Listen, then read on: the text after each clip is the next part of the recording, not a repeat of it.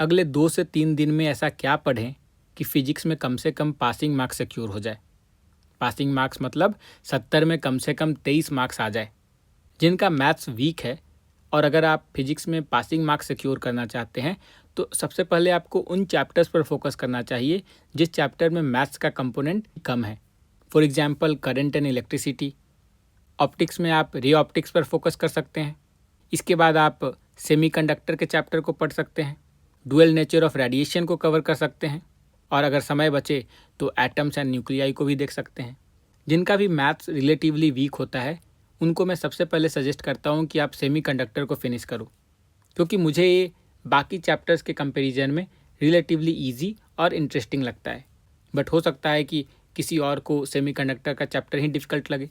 इसीलिए मैं रिकमेंड करूँगा कि आप अपने इंटरेस्ट के आधार पर कोई भी 2 चैप्टर आइडेंटिफाई करो जिसमें आपको लगता है कि बचे हुए दिनों में आप अच्छे से प्रिपेयर कर सकते हो, और उन चैप्टर से जो भी सवाल सीबीएसई ने पिछले 5 सालों में पूछा है उन्हें आप अच्छे से प्रैक्टिस करो।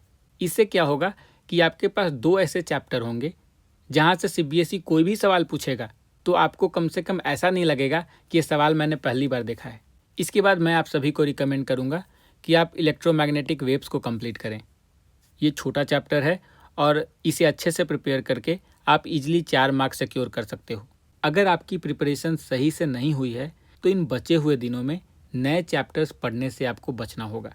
अगर साल भर आपने उस चैप्टर को नहीं पढ़ा है तो इन 3 दिनों में आपको उस चैप्टर को नहीं पढ़ना चाहिए। इनफैक्ट इससे अच्छा ये होगा कि आपने जो चैप्टर अच्छे से पढ़े हैं उसी को आपको रिवाइज करना है। जितना आप रिवाइज कर सकते हो उतना आपके लिए बेहतर होगा। इसके बाद अगर पॉसिबल हो तो पिछले 5 सालों में फिजिक्स में सीबीएसई ने जितने भी 3 मार्क्स के या 5 मार्क्स के क्वेश्चंस पूछे हैं उन सभी क्वेश्चंस को अच्छे से प्रिपेयर कर लो। और अगर आप ऐसा कर पाते हो तो यकीन मानो आप अप्रॉक्सीमेटली 30 मार्क्स सिक्योर करने के पोजीशन में आ जाओगे। इनफैक्ट 2020 या 2021 के क्वेश्चन पेपर को सॉल्व करने से अच्छा होगा कि आप 2023 और 2024 के कंपार्टमेंट एग्जाम में पूछे गए क्वेश्चन पेपर को सॉल्व करें, क्योंकि यहाँ पर आपको 2020 या 2021 के मुकाबले ज़्यादा लेटेस्ट पैटर्न पर आधारित क्वेश्चंस देखने को मिलेंगे। आपकी सहूलियत के लिए मैंने प्रीवियस ईयर क्वेश्चंस डाउनलोड करने का लिंक वीडियो के डिस्क्रिप्शन में दे दिया है।